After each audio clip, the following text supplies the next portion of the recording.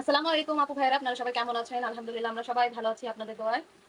তো আবারও নতুন একটি ব্লগ নিয়ে চলে আসলাম আপনাদের মাঝে। আপনারা সবাই কেমন আছেন অবশ্যই কমেন্ট করে জানাবেন। তো আজকে আমি রান্না করব দুপুরের জন্য মজাদার একটি রান্না করব, মানে রুই মাছ ভুনা করব। খুব সুন্দর একটি রেসিপি, খেতে অনেক মজাদার হয়। রুই মাছের এই রেসিপিটা এইভাবে যদি রান্না করেন তাহলে ভাত চেটে পুটে খাবেন। যাদের ভাত খেতেও না ইচ্ছা করে তারাও অনেক মজা করে ভাত খায়। আর এই রেসিপিটা ফলো করলে মানে ঘরের সবাই অনেক খুশি হবে, যেমন ভাবে রান্না করেছেন খুবই মজা লাগে এই রান্নাটা। ঠিক আছে, তাহলে দেখতে থাকুন। রুই মাছের এই মশলাটার জন্য আমি দিয়েছি পেঁয়াজ বাটা, জিরা বাটা আর হচ্ছে রসুন বাটা, মানে একসাথে সব ব্লেন্ড করে নিয়েছি। এখন আমি মশলাটা কষাবো। মাছটা আমি কাঁচা ভুনা করবো, মানে ভাজবো না, মাছটা না ভেজেই কাঁচা মশলার সাথে কষিয়ে তারপরে রান্না করবো।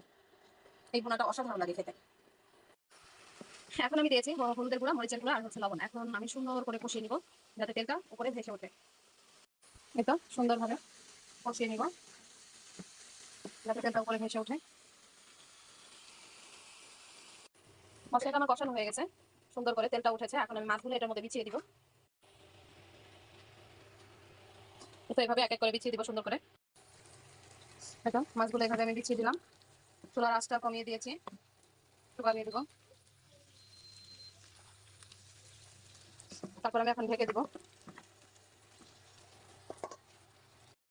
মাছগুলো এইভাবে উল্টে পাল্টে দিব, উল্টে পাল্টে সামান্য একটু পানি দিয়ে দিব কষানোর জন্য।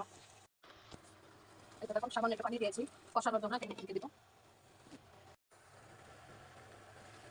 দেখুন মাছটা কষানো হয়ে গেছে, অনেক সুন্দরভাবে তেল উঠেছে মাছে।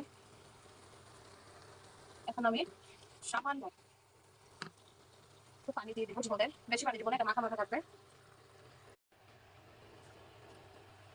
মাছটা ভেজে রান্না করলে একরকম স্বাদ হয়, আর না ভেজে রান্না করলে আরেক রকম স্বাদ হয়।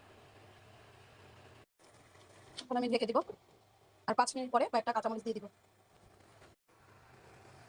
রান্না একদম পুরো আমার শেষের দিকে আছে। একটা কাঁচামরিচ দিয়েছি, ঝাল মোটামুটি যা হয়েছে যথেষ্ট। কাঁচামরিচটা শুধু ফ্লেভারের জন্য দিয়েছি। আর এখন আমি কিছু ধনিয়া পাতা দিয়ে দিব।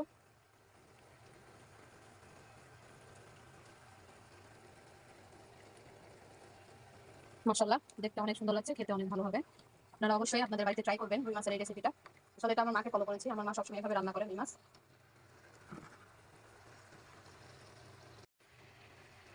এখন আমি নামিয়ে ফেলবো।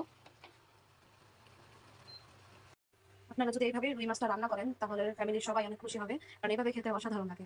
আসলে ভেজে রান্না করলে একরকম লাগে, আর যদি এইভাবে কাঁচা এইভাবে ভুনা করেন তাহলে অন্যরকম একটা টেস্ট আসে, অসাধারণ লাগে। তো আপু ভাইয়েরা আপনারা সবাই ভালো থাকবেন। তো আজকে আমি আপনাদের মাঝে শুধু রুই মাছের রেসিপিটাই দেখালাম। তো দূর এবং কাছে থেকে যে আপু ভাইয়ারাই দেখছেন না কেন, আমাকে যদি আমার ভিডিও একটু ভালো লাগে থাকে তাহলে অবশ্যই লাইক কমেন্ট শেয়ার সাবস্ক্রাইব করতে ভুলবেন না। পাশে থাকবেন, ইনশাআল্লাহ আমিও সবার পাশে থাকবো। আজকের মধ্যে এখানে বিদায়। আল্লাহ হাফেজ, আসসালামু আলাইকুম।